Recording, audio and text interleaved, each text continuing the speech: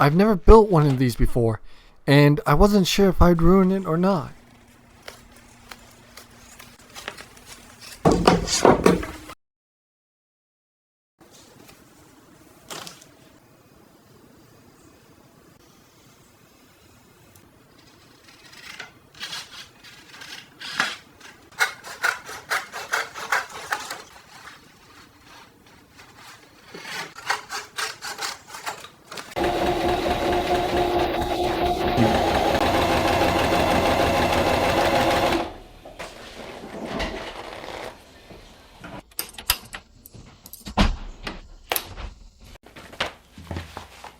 This is for the belt loop. So I'm just going to punch a hole through and then loop over. I'm going to hang on the belt loop. Once I put the paper in, it'll be alright. Now I'm just going to roll this up. Now it might be a bit big. Hey, if you have any ideas on what I should add or what I should have added to my quiver to dress it up just a little bit more, please let me know in the comments below. I think that will do quite nice.